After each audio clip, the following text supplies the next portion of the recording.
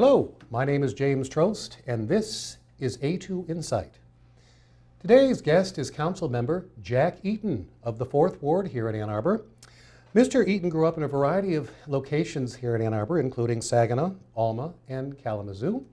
He has a bachelor's degree in political science from the University of Michigan and has a law degree from Wayne State University. Mr. Eaton is also a labor attorney here in Ann Arbor. Councilmember Eaton, welcome to A2 Insight. Well, thank you for your invitation. I appreciate this opportunity to speak to voters and to you. Well, we're very glad to have you here. Why don't we just start out for you, give us a little bit of information about your background, your family, how you grew up, and we'll go from there. You said that I had grown up in various locations in Ann Arbor, actually, in Michigan. I was born in Saginaw, lived in Alma, Michigan for a while, and then lived in Kalamazoo for more than 15 years. In Kalamazoo, I was a bus driver. I became a union president, and that imbued me with a real respect for organized labor and the importance of unionization. I came to Ann Arbor to study at the University of Michigan with the intent of going to law school eventually. And I attended Wayne State University Law School and with the intent of practicing labor law. And that's the only area of law I've practiced since I graduated from Wayne State.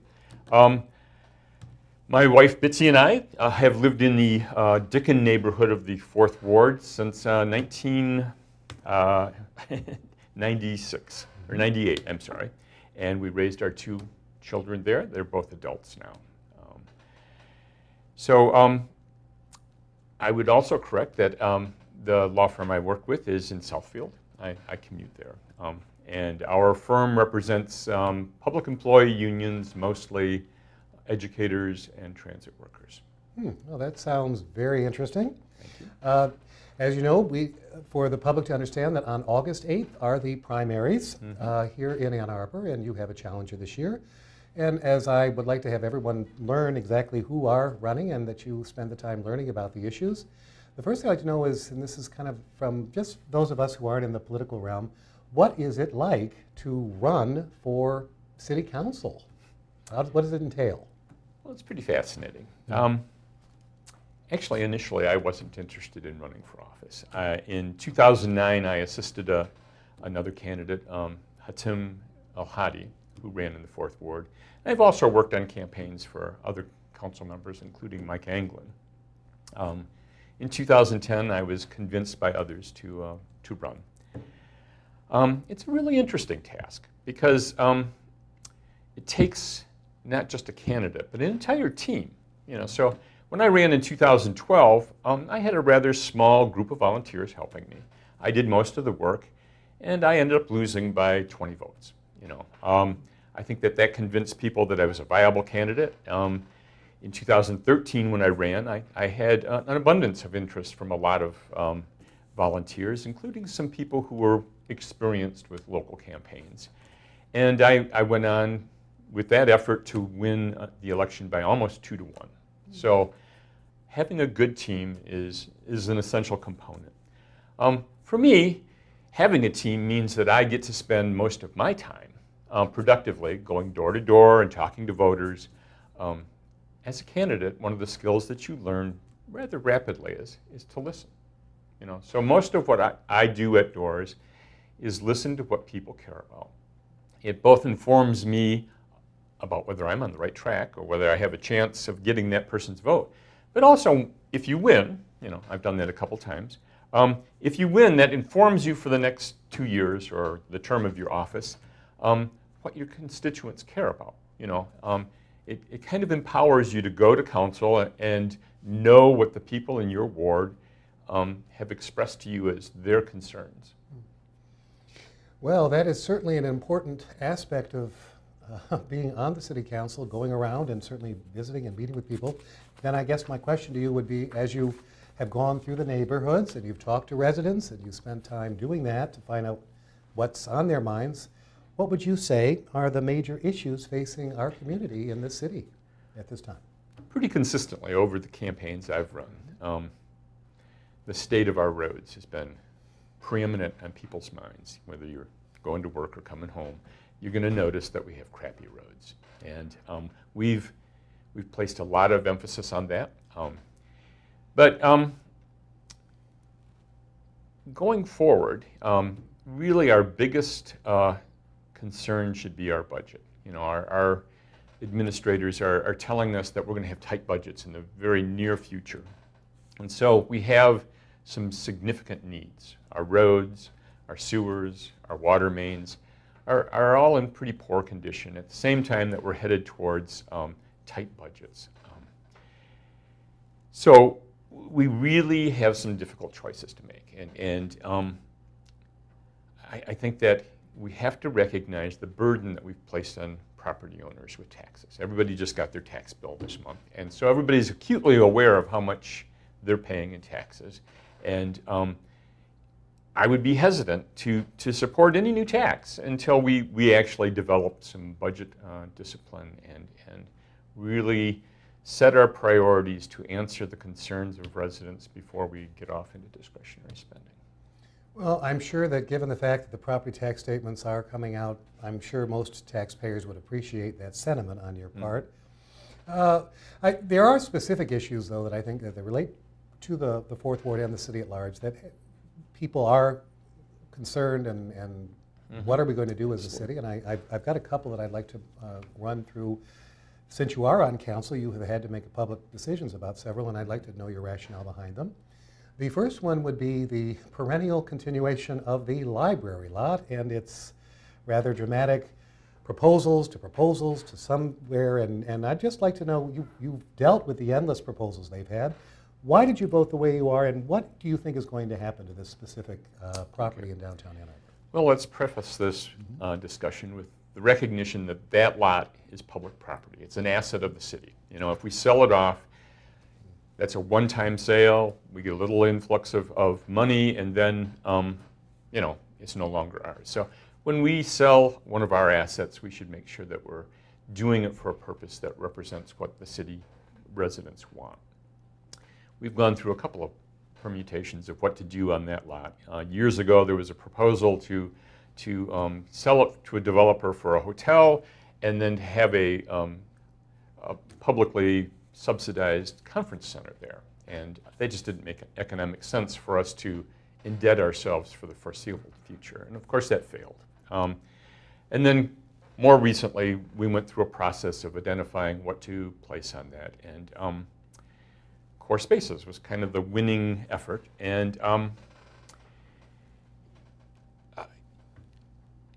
in response to the staff's desire to sell the property to Core Spaces, citizens throughout the city collected signatures on a petition to try to put the matter on the ballot. And they collected more than 4,000 signatures. So pretty good showing of interest. But due to some technicalities, for instance, anyone who signed twice, both of their signatures were eliminated from the count. And so it fell short of being placed on the ballot. Now, to make this clear, the resolution to allow Core Spaces was passed by the majority of the council. Is that Yes, correct? that's correct. But it's still, this is somewhat could be in flux, or is there any potential another ballot, or is this a done deal at this stage with the Core Spaces and the 17-story hotel / whatever else is created there? Well, we simply voted to authorize city staff to engage in negotiations on the sale. So that doesn't mean it's necessarily going through. So I haven't seen an executed agreement yet. I understand that there's an IRS audit of our Build America bonds, which we use to build the underground structure. We might run afoul of the restrictions on those bonds if we dedicate too many of those parking spaces to any one private use. You know, we don't know if the Core Spaces developer is going to be able to put together a viable plan. You know, at the end of the day, they have to bid out all this work and make sure that they can make a profit. Nobody's going to come to town and build a huge building if they're not going to make a substantial profit. So those are unknowns at this point in time. We don't have an executed agreement. There is a continuing effort to put this on the ballot. I offer no opinion on what the effect of that would be if they raised enough signatures. We would rely on the city attorney to advise us on that.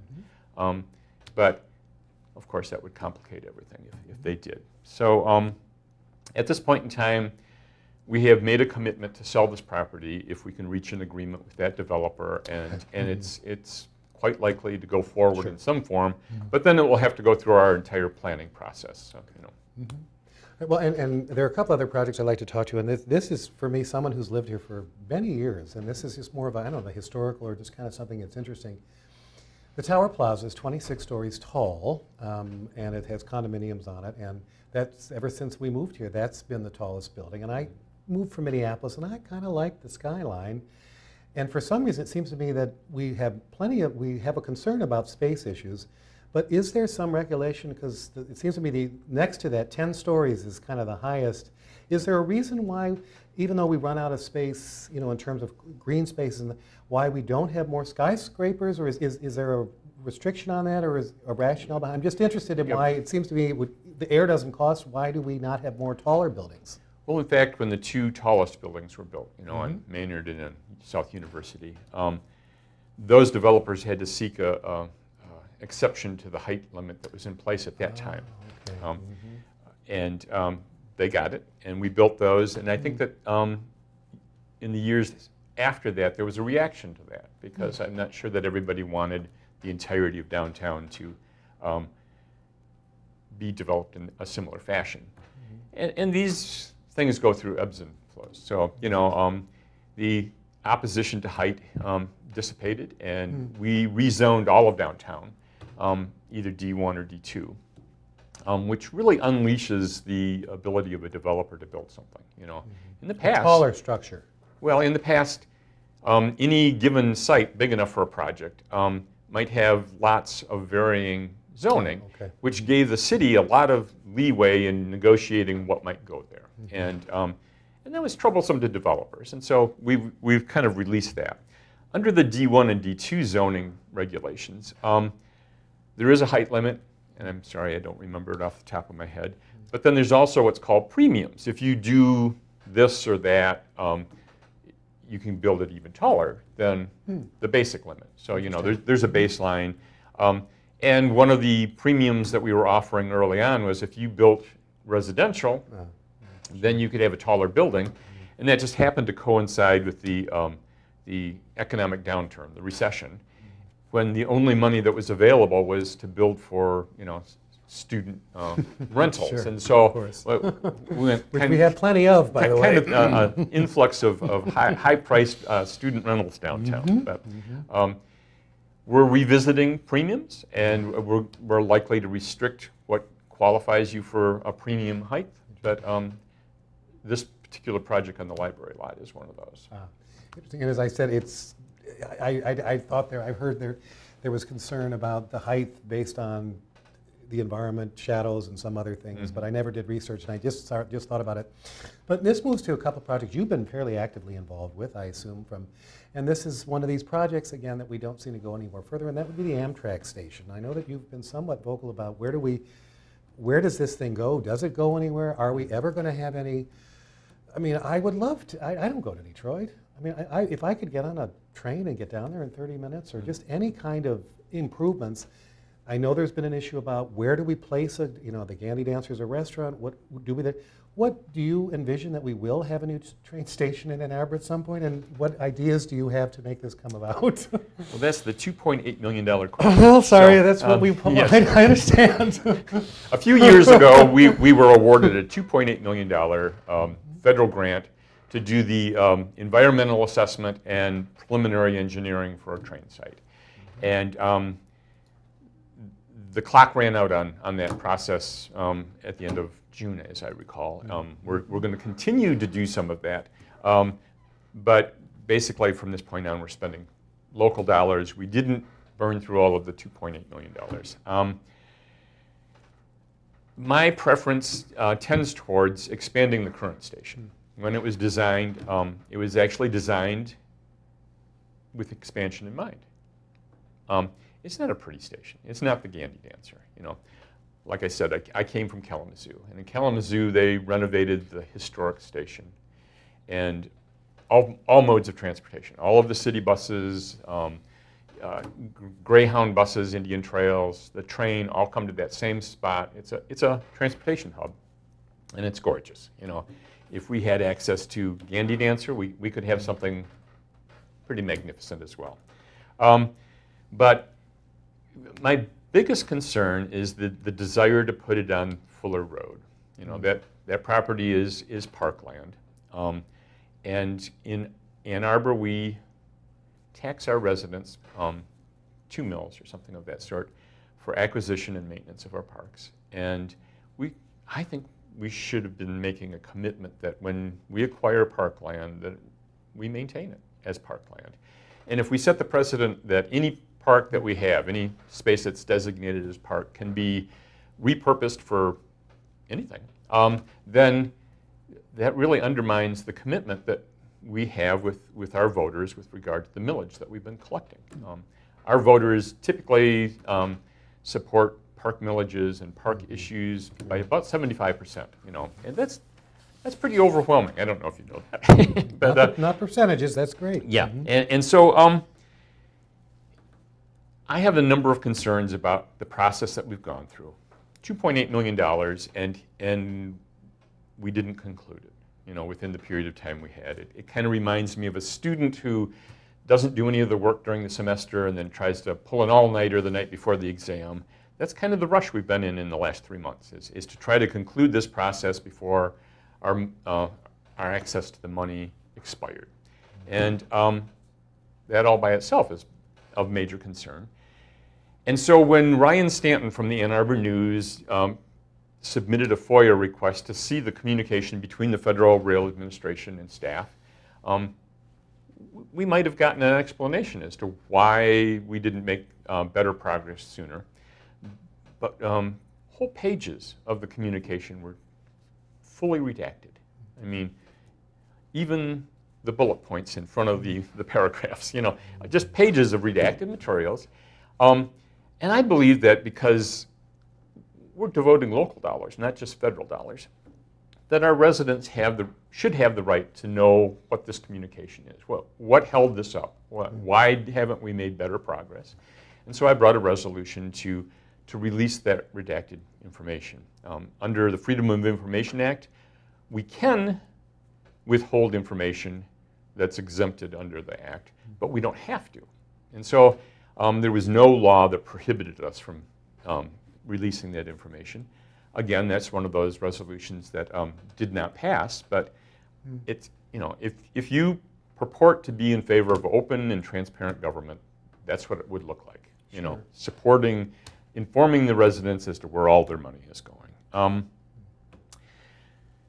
A staff member came to council and told us that the FRA didn't want this material released. And so the day after that meeting, I sent an email to the city administrator and asked him to show me the correspondence where that request was made.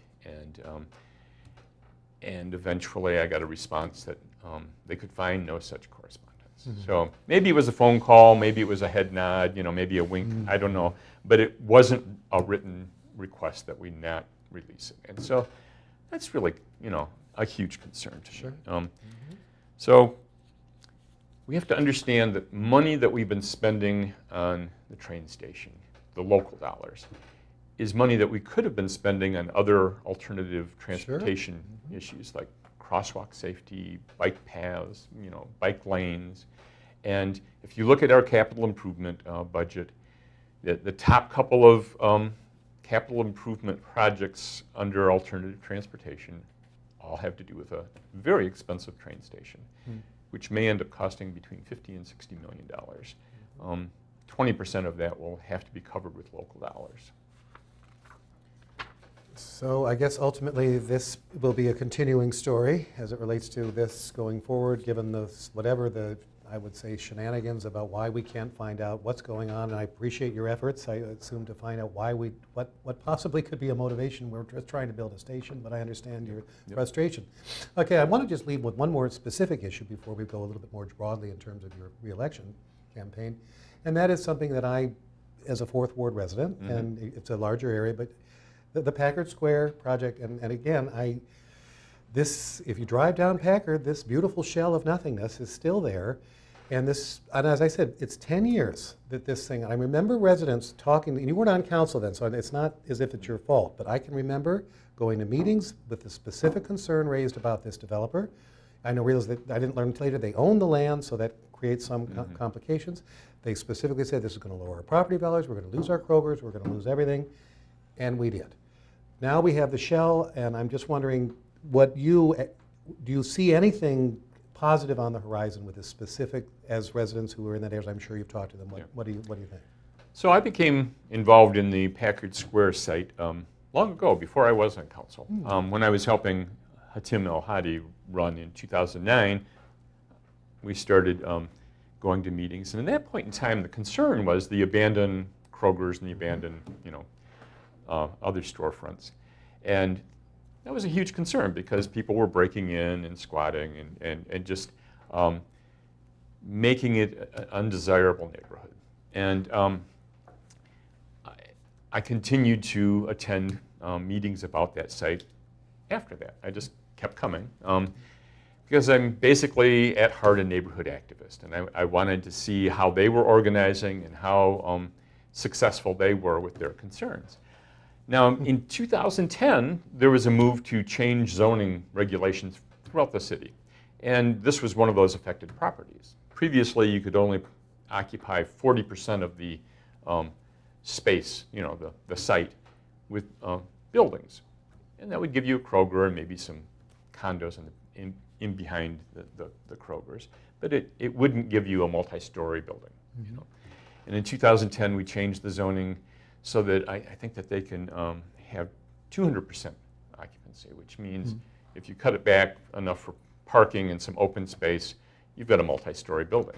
And this is in the middle of a residential block. So, along King George, those are all colonial homes, 2 stories, with a 4-story building in their backyard. And that's all due to those zoning changes. And I was opposed to the zoning changes at the time that they were proposed and they were passed. I was not on council when that happened. When I did start running for election, the cleanup of that site was, a big issue. And again and again, we tried to assist this developer who had a kind of sketchy background. Which was known, by the way. Yes. But really, the city can't say, well, we're not going to approve your site plan because you've had failures in the past. A private property owner. I understand. But they can do less to coddle that. So